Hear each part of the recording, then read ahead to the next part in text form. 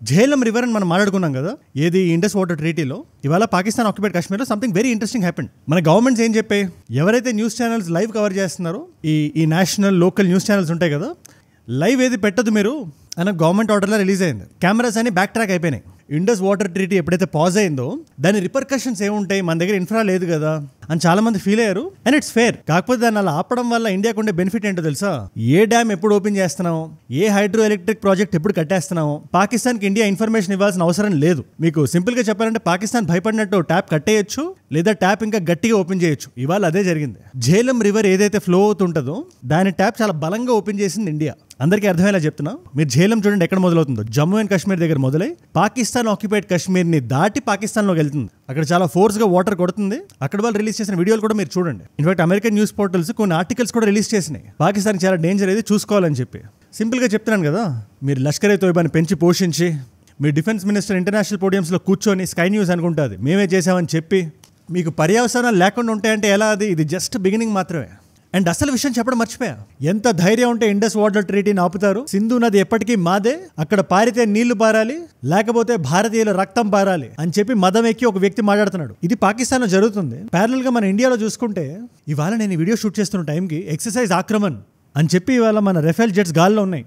మన Indian air force చాలా బలంగా రెడీ అవుతుంది. ఇన్ కేస్ కానీ యుద్ధం కానీ వస్తే 2019 మళ్ళీ రిపీట్ అవనేమో అని చెప్పి. పెహల్గామ్ ఇన్సిడెంట్ జరిగిన తర్వాత 26 సివిలియన్స్ ని చంపేసిన తర్వాత ఇవాళ ఇండియాకి జియో పొలిటికల్ సపోర్ట్ ఉంది, మైట్ ఉంది, పవర్ ఉంది. బట్ అంతకన్నా ముఖ్యంగా విల్ పవర్ ఉంది. But you know what, I want to jog your memory. ఒక 6 సంవత్సరాలు మనం వెనక్కి వెళ్దాం. ఆ రోజు ఫిబ్రవరి 14, 2019 జైషే మొహమ్మద్ లో ట్రైనింగ్ ఒక బండి రోడ్డు మీద వెళ్తుంది పుల్వామాలో. పక్కనే ఒక సిఆర్పీఎఫ్ కాన్వాయ్ కూడా వెళ్తుంది. మన 40 మంది జవాన్లతో ప్లాన్ చేసి టార్గెట్ చేసి ఇండియాకి దెబ్బ తగిలేలా చేద్దామనే ఏకైక ఆలోచనతో ఆ బండితో గుద్దించి ఈ బండి నిండా ఎక్స్ప్లోజివ్స్ పెట్టుకొని 40 ప్రాణాలని పొట్టన పెట్టుకున్నారు. 40 lives of Indian army officers.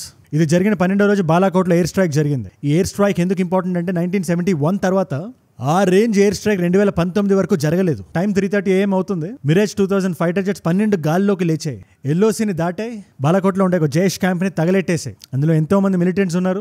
దెబ్బకి అందరూ పోయారు. మా దగ్గర ఏం లేదు, ఎవరు లేరు అని చెప్పి పాకిస్తాన్ ఆర్మీ చెప్పినా నిజమేంటో వాళ్ళకి తెలుసు, మనకి తెలుసు. ఇన్ఫాక్ట్ మనకన్నా బాగా వాళ్ళకి తెలుసు. దెబ్బ తగిలినోడికి నొప్పి ఎలా ఉంటుందో తెలుస్తుంది. మీరు అనవసరంగా హడావుడి చేశారు కానీ అక్కడ ఏం జరగలేదని చెప్పి పాకిస్తాన్ అన్నా కూడా నెక్స్ట్ డే, ఇది ఎప్పుడు నడుస్తుంది, ఫిబ్రవరి 27, ఇండియన్ ఎయిర్ బేసెస్ ఏవైతే ఉన్నాయో వాటిపై దాడి చేద్దామని చెప్పి పాకిస్తాన్ F-16 జెట్స్ లోపలికి వచ్చాయి. వాళ్ళవి కాదులేండి, అమెరికా ఇచ్చినవే. మన ఇండియన్ ఎయిర్ ఫోర్స్ దగ్గర Su-30s ఉన్నాయి. మీకు ఎలా చెప్పాలి ఇప్పుడు దీన్ని? F-16s తో కంపేర్ చేస్తే ఆ రేంజ్ ఎయిర్ క్యారియర్స్ కాదు ఇవి. వాళ్ళని ఎదుర్కొందామని లేచిన Su-30s లోనే మన అభినందన్ గారు ఉన్నారు. ఆయన గురించి మీరు ఆ టైంలో వినే ఉంటారు. వింగ్ కమాండర్ అభినందన్ వర్తమాన్ గారు. ఆ డాగ్ ఫైట్ లో అవతల F-16 ని కొట్టినా అభినందన్ గారి జెట్ కూడా ప్రాబ్లం అయ్యి ఆయన పాకిస్తాన్ లో ల్యాండ్ అయిపోవాల్సి వచ్చింది. కాకపోతే జెట్ తో కాదు, ఎజెక్ట్ అయ్యి అక్కడ ఆర్మీకి దొరికిపోయారు. అప్పటి ప్రైమ్ మినిస్టర్ పాకిస్తాన్ కి ఇమ్రాన్ ఖాన్. ఆయన ఒక పీస్ గెస్చర్ కింద వదిలేస్తామని చెప్పారు కానీ ఇంటర్నేషనల్ గా అభినందన్ గారిని వదిలేయాలని చెప్పి ఎంత ప్రెషర్ ఉందో మనకి తెలుసు, వాళ్ళకి తెలుసు. యుఎన్ సెక్యూరిటీ కౌన్సిల్ నుంచి US, చైనా, రష్యా అన్ని సైడ్ నుంచి ఒత్తిడి పడేసరికి ఫైనల్ గా అభినందన్ గారు రిలీజ్ అయ్యారు. ఇన్ఫాక్ట్ ఆయన టైంలో అక్కడ ఉన్నప్పుడు ఆయన రికార్డ్ చేసి మీ సీక్రెట్ లేవో మాకు చెప్తారా అంటే నేను చెప్పనని చెప్పారు ఆయన. I'm not allowed to say that అన్నట్టున్నారు. I'm sorry, Major. I'm not supposed to tell you this, but I'm sure you found the wreckage. Via Wagah border వచ్చారైనా. ఏ అటారీ వాగా బార్డర్ అయితే ఇప్పుడు క్లోజ్ అయిపోయి ఉందో అదే దారి గుండా వచ్చారు. But here's the interesting part. ఈ ఇన్సిడెంట్ నేను మీకు ఎందుకు గుర్తు చేశానంటే, we had will power then. మనల్ని కొడితే మేము తిరిగి రిటాలియేట్ అవుతాం. సాఫ్ట్ డిప్లొమసీ మీద డిపెండ్ అవ్వం. అది ఉరి సర్జికల్ స్ట్రైక్ అయినా, బాలాకోట్ ఎయిర్ స్ట్రైక్ అయినా. కాకపోతే మన దగ్గర ఏదైతే ఆర్టిలరీ ఉందో, మన డిఫెన్స్ గానీ అఫెన్స్ గానీ అప్ టు ద మార్క్ లేవని ఆ రోజు మనం గమనించుకున్నాం. ఈ 6 years లో ఏం మారిందో తెలుసా? ఈ మిషన్ ఆక్రమణ దానికి ఒక చిన్న శాంపుల్ మాత్రమే. MiG-29s, MiG-21s, జాగువార్స్, మిరాజ్ 2000s ఉన్నాయి ఆ టైంలో మనకి. ఇవాళ మనకి 36 రఫేల్ ఫైటర్ జెట్స్ ఉన్నాయి. మన దగ్గర ఇప్పటివరకు లేని మిజైల్స్ హ్యాండిల్ చేయగలుగుతాయి. అదే రఫేల్స్ మీద ఇవాళ ఎక్సైజ్లు జరుగుతున్నాయి. దెబ్బ పడింది మన మీద. ఈసారి తిరిగి కొడితే అది ఇలా ఆర్మ్డ్ ఫోర్సెస్ పరంగా అయినా, డిప్లొమాటిక్ అయినా, వాటర్ ట్రీటీస్ పరంగా అయినా. ఇవాళ ఒడాసిటీ చూడండి వాళ్ళది. బిలావల్ భుట్టో జర్దారి అని చెప్పి ఆయన సింధ్ ప్రావిన్స్ కి సంబంధించి చాలా పెద్ద పొలిటీషియన్. ఆయన స్టేజ్ ఎక్కి మాట్లాడుతున్నాడు, ఆ నది మీద మీరు చేయకండి ఇండియన్స్ తో. ఆ సింధు నది ఎప్పటికీ మాదే, అక్కడ పారితే నీళ్లు పారాలి, లేకపోతే వాళ్ళ రక్తం పారాలి అని చెప్పి బెదిరిస్తున్నాడు.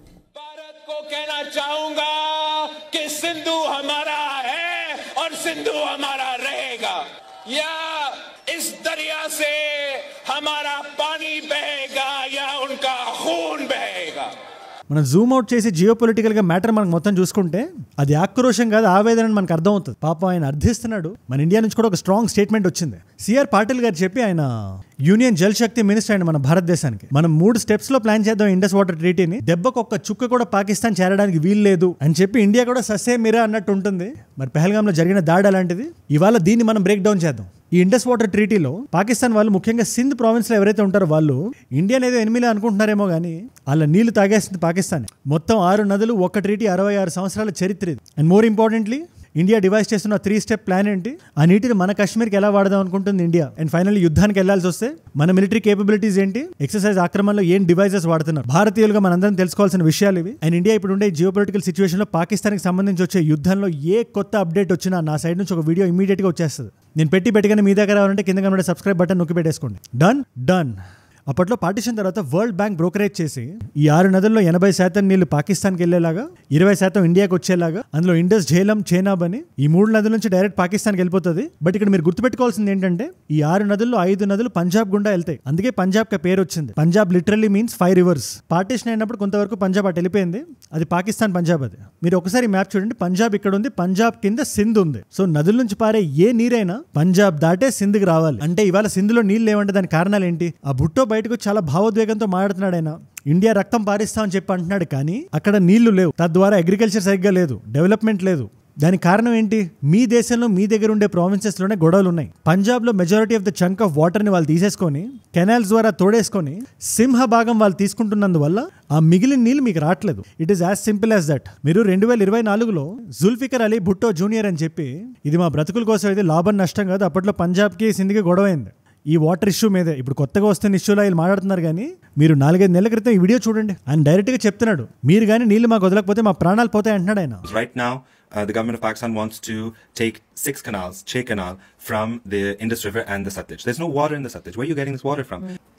And this is what is happening in our country, and this will dry our river, this will kill our dolphins, and this will kill the people of Sindh. So దీన్ని ఇండియాతో గొడవ కింద మార్చకండి. మీరు డ్యాములు కట్టుకోలేదు, వాటర్ కన్జర్వేషన్ చేయలేదు, మీ డబ్బులన్నీ తీసుకెళ్లి army చేతిలో పెట్టారు, సరైన గవర్నమెంట్ లేక అదంతా ఆవిరైపోయింది. ఇప్పుడు డబ్బులు గానీ ఉంటే బ్లాక్ మనీ రూపంలో వాళ్ళ అకౌంట్స్ లో ఉంది, మిగిలిన 5-10% సగటు వ్యక్తి చేతుల్లో ఉంది. లష్కరే తోయిబా లాంటి ఆర్గనైజేషన్స్ కి ఫండింగ్ ఇస్తారు. హమాస్ లీడర్స్ ఎక్కడో ఇరాన్ లో కూర్చొని ఉంటే వాళ్ళని పిలిచి కొలాబరేట్ అవుతారు, ఇండియా మీద ప్లానింగ్ చేస్తారు. దాన్ని మీరు బహిరంగంగా బయటకు వచ్చి చెప్తారు, గత 30 ఏళ్లుగా ఇండియాలోకి ఉగ్రవాదులను మేము వదులుతున్నాం అని చెప్పి. మీ డిఫెన్స్ మినిస్టర్ అంటున్నాడు ఆ మాట. You do admit, sir, that Pakistan has had a long history of backing and supporting and training and funding these terrorist organizations. Well, we have been doing this dirty work for the United States for about 3 decades, and West, including Britain. So that's your argument that అటు బలూచిస్తాన్ లో problems ఉన్నాయి, ఇటు సింధులో ప్రాబ్లమ్లు ఉన్నాయి, Khyber పఖ్తూన్ఖ్వాలో problems ఉన్నాయి. ఏ ముక్కకు ఆ ముక్క చీలిపోతానంటుంది. అవన్నీ కాదని చెప్పి ఇప్పుడు పెహల్గామ్ లో కొత్త ప్రాబ్లం తెచ్చి పెట్టుకున్నారు. దానివల్ల ఇండస్ వాటర్ ట్రీటీని ఇండియా కట్ చేసింది. ఇండియా చేసిన దాంట్లో ఏ మిస్టేక్ అయినా ఉందా? లేదు. మరి అలాంటప్పుడు ఇండియాని బ్లేమ్ చేస్తే ఏమొస్తుంది? Blood and water cannot flow together అని మా లీడర్స్ చెప్తూనే ఉన్నారు. మీరు మా దేశంలో రక్తపాతం కోరుకోకండి. ఎల్ఓసి అలాగే ఉంది. పిఓకేని వెనక్కి తెచ్చుకోవడానికి కూడా మేము శాంతియుతంగానే పోరాడుతున్నాం. మా జనాభా ఎంత, మీ జనాభా ఎంత, మా ఆర్టిలరీ ఎంత, మీ ఆర్టిలరీ ఎంత, మా ఆర్మీ ఎక్కడ, మీ ఆర్మీ ఎక్కడ. సో సింపుల్ లాజిక్ చెప్తున్నాను నేను ఇక్కడ, చాలా సింపుల్ గా ఉంటుంది. మీ సిచ్యువేషన్ కారణం మీరే. ఎవరినైనా తిట్టాలనుకున్నా, ఏ ఫ్రస్ట్రేషన్ అయినా వదలాలనుకున్నా మీరు అద్దం ముందు నిలబడి చేయండి. అగైన్ రవి బీసెన్ సుట్లేజ్ అని చెప్పి ఆ నదులకి పాకిస్తాన్ కూడా ఎటువంటి సంబంధం లేదు. బట్ మన దగ్గర కూడా సరైన ఇన్ఫ్రాస్ట్రక్చర్ లేక ఆ నీళ్లు కూడా పాకిస్తాన్ లోకి వెళ్ళిపోతున్నాయి ఇప్పటిదాకా మనం జాగ్రత్తగా చూసుకుంటే. అండ్ ఇవాళ మనం పాజ్ చేసాం, సస్పెండ్ చేసాం ఇండస్ వాటర్ ట్రీటీని. అంటే ఆగి ఆలోచించి రీఇవాల్యుయేట్ చేస్తామని దాని అర్థం, కానీ కంప్లీట్గా ఆపేస్తామని చెప్పినట్టు కాదు ఇది. అయినా అలా ఆపాలన్నా ప్రస్తుతానికి ఒక 5-10% మనం ఆపగలుగుతాం. మన ఇండియన్ గవర్నమెంట్ హెల్ప్ బెంట్గా ఉన్నప్పటికీ ఒక్క చుక్క కూడా వెళ్ళనివ్వకుండా ఉండడానికి మేమేం చేయాలో చేస్తాం అని పటేల్ గారు అంటున్నారు. ఆయన ఏమంటారు? 3 ప్లాన్స్ ఉన్నాయి మాకు, short term, medium term, long term. ఇప్పుడు ఇక్కడ షార్ట్ టర్మ్ లో రివర్స్ ని డీస్లిట్ చేసి, అంటే ఏవైతే రివర్స్ స్లిట్ అయిపోయి ఏది దాని ఫ్లోలో అది వెళ్తా ఉంటుందో దాన్ని కట్ చేసి రిస్టోరింగ్ కెనాల్ సిస్టమ్స్ ని డెవలప్ చేయాలి ఫస్ట్. ఇది క్విక్ గా అవుతుంది, మన దగ్గర ఇమీడియట్ గా ఫండింగ్ కూడా ఉంటుంది. ఈ 6 రివర్స్ గురించి మాడుతున్నాను నేను. మన చేతిలో ఉండే 3 రివర్స్, ఆ ట్రీటీ ప్రకారం వాళ్ళకి ఇవ్వాల్సిన 3 రివర్స్ కూడా. ప్రస్తుతానికి మన దగ్గర ఉండే ప్రాజెక్ట్స్ ఏంటి? రవి దగ్గర, బీచ్ దగ్గర, సుట్లేజ్ దగ్గర డ్యాములు మనం కట్టుకున్నాం ఆ నీళ్ళు ఆపడానికి. బట్ స్టిల్ మొత్తం వాటర్ మనం ఆపలేక కొంతవరకు వాటర్ పాకిస్తాన్ లోకి వెళ్తుంది. ఇక వెస్టర్న్ రివర్స్ వచ్చేటప్పటికి అదే పాకిస్తాన్ షేర్ లో ఉండేటివి రాటెల్ ప్రాజెక్ట్ గానీ, కృష్ణగంగా ప్రాజెక్ట్ అని చెప్పి, లేదా బగిహార్ డ్యామ్ అని చెప్పి, ఈ 3 దేనికి వాటర్ నాపడానికి కాదు, రైట్ఫుల్ గా మనం చేసుకోవాల్సిన పనులు కొన్ని ఉన్నాయి. ఏది? ఆ ఇండస్ వాటర్ ట్రీటీకి అనుసంధంగానే. ఫర్ ఎగ్జాంపుల్ ఇరిగేషన్ చేసుకోవచ్చు, ఈ ఎలక్ట్రిసిటీ జనరేషన్ ఉంటుంది కదా, హైడ్రో ఎలక్ట్రిక్ పవర్ అది ఉత్పత్తి చేసుకోవచ్చు, నావిగేషన్, ఫిషరీస్ వగేరా వగేరా ఇవి కండక్ట్ చేయడానికి ఆ డ్యామ్స్ ప్రాజెక్ట్స్. ఇన్ఫాక్ట్ దీన్ని పాకిస్తాన్ ఛాలెంజ్ చేసింది. మన ఇండియా నోట్లోకి ముద్దు వెళ్తే పాకిస్తాన్కి జీర్ణం అవ్వదు కదా, వెళ్ళి గోల్ చేసింది. న్యూట్రల్ బాడీ ఎక్స్పర్ట్స్ వచ్చి India is well with in it's legal rights అని చెప్పారు వాళ్ళు. ఏదైతే ఈ షార్ట్ టర్మ్ ప్లాన్ చెప్తున్నారో పటేల్ గారు, ఈ పైన ఉండే 3 రివర్స్ ఉంటాయి కదా, ఇండస్, ఝేలం అండ్ చేనాబ్ అనుకుంటా, అక్కడ కెనాల్స్ కడితే ఏదైతే పాకిస్తాన్కి వాటర్ వెళ్తుందో అది ఇక్కడ ఇరిగేషన్ వాడుకునేలాగా జమ్మూ అండ్ కాశ్మీర్ లాంటి ఏరియాస్ లో అక్కడ నీటి అవసరం ఉంది. తర్వాత డ్యామ్స్ కట్టుకున్నాం కదా కింద ఉండే మన 3 నదుల్లో, రవిలో, బీస్ లో, సుట్లెజ్ లో, అక్కడ ఏదైతే వాటర్ పాకిస్తాన్కి వెళ్ళిపోతుందో దాన్ని కట్ చేసేలాగా ఇన్ఫ్రా మనం బిల్డ్ చేయాలి. ఇన్ఫాక్ట్ ఎల్ఓసి దగ్గర కూడా ఇల్లీగల్ ట్రాపింగ్ ఆఫ్ వాటర్ జరుగుతుంటుంది. దాన్ని ఎలా ఆపాలి, ఇలాంటి వాటిలన్నింటినీ ఇమీడియట్ గా స్టాప్ చేసి ఫస్ట్ ఈ షార్ట్ టర్మ్ ప్లాన్స్ మనం ఫినిష్ చేయాలి. Then will get into medium term. ఉజ్ మల్టీపర్పస్ ప్రాజెక్ట్ అని చెప్పి, లేకపోతే షాపూర్ కండి డ్యామ్ అని చెప్పి రకరకాల కొత్త ప్రాజెక్ట్స్ ఇండియా ప్లాన్ చేస్తుంది. మన సైడ్ ఆఫ్ ద రివర్స్ లో ఏవైతే వాటర్ ఉందో దాన్ని ఫుల్ గా యూటిలైజ్ చేసేలాగా వాటిని ఫాస్ట్ ట్రాక్ చేయాలి. వెస్టర్న్ రివర్స్ లో మనం కట్టుకున్న డ్యామ్స్ ఏవైతే ఉన్నాయో ఝేలం అండ్ చేనబ్ లో, అక్కడ స్టోరేజ్, హైడ్రో పవర్ ఇంప్రూవ్ చేసేలాగా, ఆ నీటిని పంజాబ్, జమ్మూ అండ్ కాశ్మీర్ పంపించేలాగా. మీకు సింపుల్ గా చెప్పాలంటే ఇప్పటిదాకా వాటర్ మనం సరిగ్గా వాడుకోవట్లేదు, ఈసారి బలంగా వాడేలాగా మీడియం టర్మ్ ప్లాన్స్ ఉన్నాయి. బట్ మీరు నమ్మరు, మన Indian government long term plan లో ఏం పెట్టిందో తెలుసా?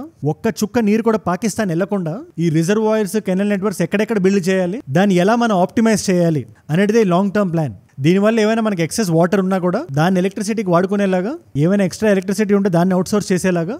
మీకు ఇంకా సింపుల్గా చెప్పాలంటే, రీసెంట్గా యూకేలో ఉండే పాకిస్తాన్ హై కమిషన్ దగ్గరికి వెళ్ళి ఇండియన్స్ ప్రొటెస్ట్ చేశారు పెహల్గాం తర్వాత. బయటగా పాకిస్తాన్ వ్యక్తి వచ్చి ఆయన చేతి సైకిల్ చూడండి, మీరు ఉగ్రవాదులను పెంచి పోషించి మా ఇండియాకి పంపించి అలా ఎందుకు చేశారు, అది తప్పు కదా అని ప్రొటెస్ట్ చేస్తే తిరిగి మనకే ధమ్కీ ఇస్తున్నాడు. ఇప్పుడు చెప్పండి, ఇది కరెక్టా కాదా? ప్లస్ నేను ఆల్రెడీ చెప్పా, సింధులో వాటర్ ప్రాబ్లం ఇండియాకి సంబంధించింది కాదు, మధ్యలో పంజాబ్కి సంబంధించింది, వాళ్ళ సైడ్ ఆఫ్ ద పంజాబ్. నేను ఏమనుకున్నానంటే ఇండస్ వాటర్ ట్రీటీ సస్పెండ్ అవుతుందంటే ప్రస్తుతానికి దాన్ని రివ్యూ చేసి కొద్దో గొప్ప కట్ చేస్తారనుకున్నాను, కానీ వాటర్ ని ఏకంగా పటేల్ గారు ఒక్క డ్రాప్ కూడా పాకిస్తాన్కి వెళ్లకుండా మేము ప్లాన్ చేస్తున్నాం అంటున్నారు. Treaty asserting that India will prevent even a single drop of water from the Indus River from reaching Pakistan and his. దీని మీద మీ అభిప్రాయం ఏంటి? ఖచ్చితంగా కింద కామెంట్స్ లో రాయండి. ఇన్ఫాక్ట్ ఇండియన్ రిటాలియేషన్ లో 50% మాత్రమే, మిగతా 50% ఆర్మ్డ్ ఫోర్సెస్ నుంచి what do we have right now అనే క్వశ్చన్ అందరికీ రావచ్చు. 2019లో మనం బాలాకోట్ చేసినప్పుడు అంతా కరెక్ట్ గా చేసాం, 21 నిమిషాల్లో మొత్తం పూర్తి చేసుకొని వెనక్కి వచ్చేసాం అని లోపల చాలా గర్వంగా ఉంటుంది. కానీ ఎక్కడో మన దగ్గర ప్రపంచంలోనే బెస్ట్ ఎక్విప్మెంట్ లేకపోవడం వల్ల, ఎక్కడైనా అభినందన్ గారు దొరికిపోవడానికి అదే కారణం అయిందా? Could we have done better అనే క్వశ్చన్ ప్రతి భారతీయుడిలో ఉంటుంది. దానికి సమాధానం 2025. ఈ 6 సంవత్సరాల్లో మనం చాలా డెవలప్ అయ్యాం. మీకు చిన్న లిస్ట్ ఇస్తాను నేను. R-73, 77 మిజైల్స్ అని చెప్పి 2019లో ఆ రష్యన్ మిజైల్స్ అవి ఉండేవి మన దగ్గర. ఇవాళ MBDA మీటియోర్స్ ఉన్నాయి, అది కూడా 10-15 కాదు 250. వీటి మల్టీ షాట్ రేంజ్ ఎంత లాంగ్ ఉంటుందంటే ఈసారి ఇండియాకు ఉండే విల్ పవర్ కి అవతలోడు ధైర్యం కూడా చేయలేడు. అందుకే పాకిస్తాన్ ముందు ధమ్కి ఇచ్చిన ఇది యాక్ట్ ఆఫ్ వార్ అది ఇది అన్నా కూడా ఇవాళ ఒక న్యూట్రల్ ఇన్వెస్టిగేషన్ మేము రెడీ అని చెప్పి వాళ్ళ కుటుంబాలన్నింటినీ ఫారెన్ పంపించేసి గుండెని జేబులో పెట్టుకుని కూర్చొని ఉంది. వాళ్ళ ఎయిర్ టు ఎయిర్ మిజైల్స్ ఉన్నాయి, అంటే గాల్లో ఉంటే టార్గెట్ లాక్ చేసి వెళ్తాయి కదా మిజైల్స్, అలాంటివి. లేదా ఆన్ గ్రౌండ్ మిజైల్స్ ఉన్నాయి.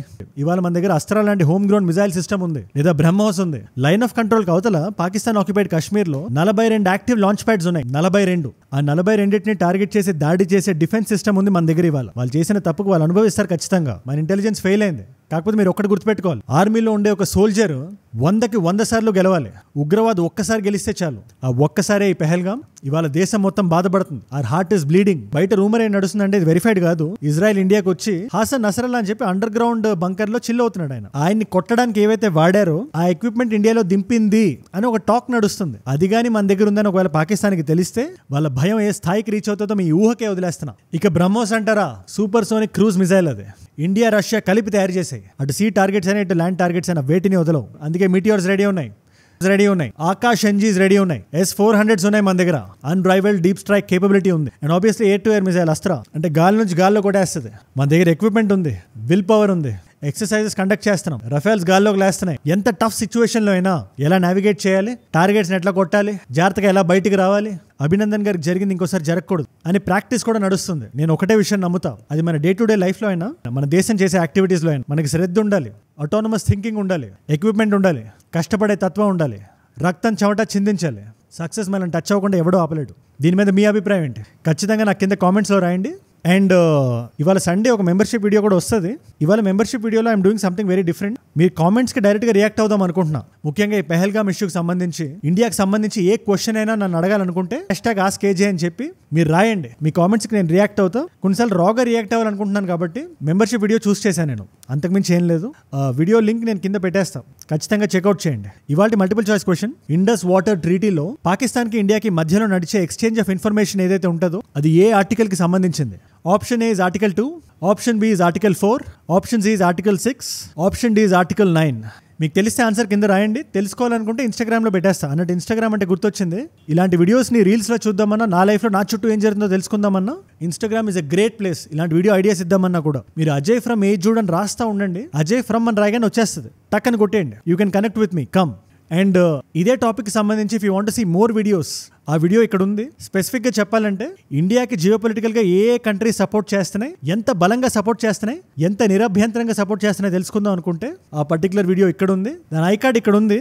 ఒకవేళ ఇక్కడ ఐకార్డ్ మీకు రాకపోయినా జస్ట్ ఒక వీడియో ముందు ఉంటుంది అంతే. ఖచ్చితంగా చెక్అవుట్ చేయండి. అండ్ మీరు ఇక్కడ దాకా నా వీడియోలో వచ్చారంటే నా వీడియోస్ మిమ్మల్ని ఆకట్టుకుంటున్నాయి, నేను ఒక వాల్యూ పొందుతున్నారు. Thank you so much for that. మీరు ఏదైతే ప్రేమను చూపిస్తున్నారో ఆదివారాలు కూడా నన్ను పని చేయడానికి అదే నా ప్రేరణ. Yo my inspiration. అయినా ఇష్టంతో చేస్తే అది పనిలా అనిపించదు. చాలా ఇష్టంగా చేస్తాను నేను. నా మైండ్లో మీరే ఉంటారు చేసేటప్పుడు. మీరు ఈ వాచ్ టైం, మీ రిటెన్షన్ ఇవ్వడం వల్ల చాలా మంది కొత్త వాళ్ళకి కూడా రీచ్ అవుతుంది. అలాంటి కొత్త వాళ్ళు ఒకరు మీరైతే ఈ టాపిక్ సంబంధించి ఏ కొత్త అప్డేట్ వచ్చినా మీ దగ్గర వచ్చేయాలంటే కింద కనబడే సబ్స్క్రైబ్ బటన్ నొక్కి పెట్టేసుకోండి. సబ్స్క్రైబ్ చేశారుగా, డన్. నేను మిమ్మల్ని మళ్ళీ రేపు కలుస్తా. మనందరం కలిసి పెరగాలి, కలిసి ఎదగాలి. Let us all grow together. Let us all rise together. Rise above ignorance. Rise above soft diplomacy. Rise above arrogance. Rise above hate. Age ante manam. Jai Hind, Jai Bharat, Jai Anjaneya. Om Namo Venkateshaya.